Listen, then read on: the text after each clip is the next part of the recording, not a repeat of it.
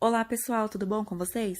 A atividade de hoje de língua portuguesa será na apostila, página 40. Iremos dar início ao capítulo 5, Instruções no dia a dia. O que fazer para um bolo ficar gostoso? Como montar um brinquedo novo? Como configurar nossos aparelhos eletrônicos? Já que nós não nascemos sabendo tudo, o melhor jeito é seguir algumas instruções, não é mesmo? Então, como podemos ver aí na imagem, temos uma mulher, uma criança ao lado e elas estão fazendo alguma receita. E receita é um tipo de gênero textual. Para a gente entender melhor, então, as perguntas que estão na apostila, vamos recapitular o que são os gêneros textuais. Então, vamos lá. Os gêneros textuais são classificados conforme as características comuns que os textos apresentam em relação à linguagem e ao conteúdo. Existem muitos gêneros textuais, os quais promovem uma interação entre os interlocutores, que é o emissor e o receptor, de determinado discurso. Veja alguns exemplos a seguir. Então, como exemplo, temos a resenha crítica jornalística, a publicidade, a receita culinária, que é o caso da nossa atividade de hoje, menu do restaurante, bilhete ou lista de supermercado, etc. É importante considerar seu contexto, função e finalidade, pois o gênero textual pode conter mais de um tipo textual. Isso, por exemplo, quer dizer que uma receita de bolo apresenta a lista de ingredientes necessários, que é o texto descritivo, e o modo de preparo, que é o texto injuntivo, onde são dadas ordens. Agora vamos especificar o gênero textual receita. Receita é um gênero de texto que circula em livros, revistas, jornais e veiculado em redes sociais, sites e televisão. O texto apresenta-se em partes: um título, a lista dos ingredientes com as respectivas quantidades, o modo de preparo, que obedece uma determinada ordem, e, finalmente, o desfecho, ou seja, expressa como ficará o produto final. A estrutura linguística de uma receita caracteriza-se por usar muitos substantivos, que são os ingredientes, predominam verbos no modo imperativo, que são os pedidos e as ordens, e, no geral, terminam com uma saudação informal. Mas o que vem a ser, então, os verbos no modo imperativo? O modo imperativo é um modo verbal utilizado para exprimir uma atitude de ordem, pedido, alerta, conselho, orientação, súplica, sugestão, convite ou solicitação. O modo imperativo é dividido apenas entre modo afirmativo e modo negativo. Não é possível conjugar o verbo na primeira pessoa do singular, o eu, em nenhum dos dois tempos verbais usados no modo imperativo, porque não há como dar uma advertência, direção ou ordem a si mesmo. Exemplos de frases no modo imperativo: não corra, faça aqui a sua inscrição, venham todos para a sala de jantar, não fume aqui dentro, lute como uma garota, não esqueça o seu compromisso. Formação do imperativo. O imperativo é formado de uma maneira diferente dos demais modos. Notam-se duas coisas. A.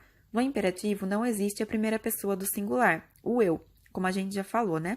B. O imperativo é indeterminado em tempo. Supõe-se que, como se trata de uma ordem, a ação se dará no futuro. Agora, vamos analisar alguns exemplos de modo imperativo afirmativo. Então, vamos lá, temos dois exemplos. Compre esta blusa e tragam os potes de geleia. Então, essas frases aí estão no modo imperativo afirmativo. Agora, vamos ver o modo imperativo negativo. Nesse tempo verbal, a formação da oração é feita através de uma negação. Para conjugar o verbo, acrescenta-se o não na frente. Exemplos: não compre esta blusa e não tragam os potes de geleia. Então, neste caso, para a gente deixar então a frase no modo imperativo negativo, basta apenas acrescentar o não na frente do verbo. Agora vamos às perguntas na apostila. Leitura 1. O texto que você vai ler a seguir é uma receita de panqueca de banana. A. Quando você ou seus familiares cozinham, vocês costumam seguir receitas?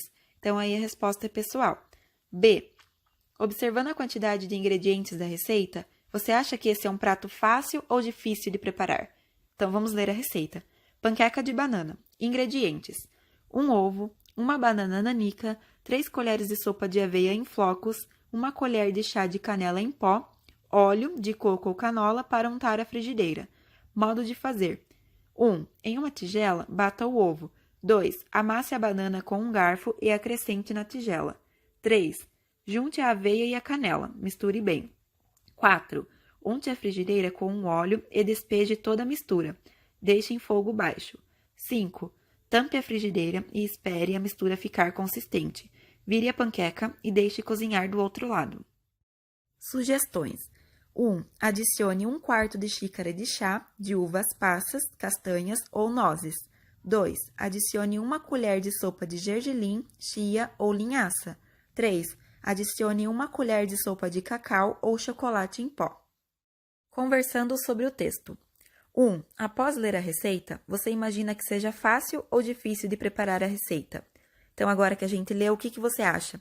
Você acha fácil ou difícil de preparar? 2.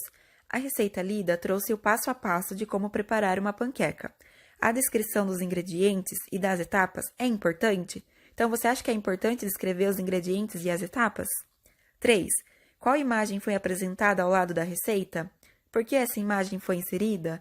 Então, é só vocês voltarem na página onde está a panqueca de banana, a receita, e ver qual é a imagem que está ali ao lado da receita. Por que vocês acham que essa imagem foi inserida? 4. Por que seguir uma receita durante a preparação de um prato auxilia a chegar a um bom resultado? Então, por que quando a gente segue uma receita, a gente consegue ter um resultado melhor? Estudando o texto. 1. Qual é o título da receita apresentada? Explique a importância dele. 2. O que os números apresentados na primeira etapa da receita indicam? Então, lá na primeira etapa, os ingredientes, aqueles números, o que eles indicam? Para que eles servem? 3. Qual é o principal ingrediente para preparar a receita apresentada? Então, panqueca de banana, qual que é o principal ingrediente? 4. Toda a receita culinária é dividida em etapas que auxiliam durante o preparo do prato. Assinale as opções que nomeiam cada etapa da receita culinária. Então, temos algumas opções aí abaixo. E vocês vão assinalar as opções que nomeiam cada etapa da receita culinária. Temos, então, introdução, instruções de uso, ingredientes, modo de fazer, resumo, sugestões, sinopse, conclusão e título. 5. Por que aparecem números na frente de cada descrição da etapa do modo de fazer? Então, lá no modo de fazer, por que aparecem números na frente? Para que os números servem? Qual a importância desses números? 6. Ao ler essa receita, é possível concluir quantas panquecas de banana serão produzidas? Explique. Que parte de uma receita geralmente apresenta a informação da quantidade de alimento que será produzida? 7. Para produzir 2 panquecas de banana, o que deve ser feito? Então, o que a gente tem que fazer com a receita para produzir 2 panquecas de banana? 8. Releia 3 ingredientes da receita e responda às questões. Os ingredientes são 1 banana nanica, 3 colheres de sopa de aveia em flocos e 1 colher de chá de canela em pó. A. Por que foi especificado o tipo de colher que serve de medida para a receita? Então, por que foi especificado colher de sopa e de chá na receita? B. Qual é a importância de especificar o tipo de banana, aveia e canela nessa etapa da receita? 9. Leia novamente o modo de fazer da receita apresentada. A. O que os verbos dessa etapa indicam? Assinale a alternativa correta. Então, os verbos indicam dúvida, incerteza ou indicam ordem, orientação? Foi falado no começo da aula. B. Esses verbos estão no modo imperativo, como também foi falado no começo da aula. Por que esse modo verbal é utilizado nesse gênero? 10. Assinale a alternativa que apresenta o objetivo de uma receita culinária. Então, temos 3 alternativas. A primeira, apresentar informações ao leitor sobre determinado prato típico. A segunda, orientar o leitor a preparar determinado prato culinário. A terceira, lembrar o leitor dos produtos que devem ser comprados no mercado. 11. Qual é o público-alvo desse texto? Então, qual que é o público interessado? Quem são as pessoas interessadas a fazer essa receita? 12. Onde podemos encontrar textos desse gênero? Onde podemos encontrar, então, os textos desse gênero textual, receita? 13. Se essa receita fosse publicada em um livro de receitas, em qual seção ela seria encontrada? No café da manhã e lanche ou almoço e jantar? Então, as panquecas de banana a gente comeria no café da manhã e lanche ou no almoço e jantar? 14. Assinale a alternativa correta a respeito da linguagem dessa receita. Primeira alternativa. A linguagem é simples e direta, com informações claras, compreensível pelos leitores em geral. Segunda alternativa. A linguagem é mais técnica e direcionada a especialistas em gastronomia. 15. Há receitas que apresentam outras partes, além dos ingredientes e do modo de fazer, como tempo de preparo, grau de dificuldade, rendimento, valor nutricional, etc. Pesquise uma receita culinária, traga-a para a sala de aula e analise as partes que a compõem, explicando o que indica cada uma. Então, o que vocês vão fazer? Vocês vão pesquisar uma receita, seja na internet, seja em qualquer outro lugar, fica a critério de vocês. Vão copiar no caderno.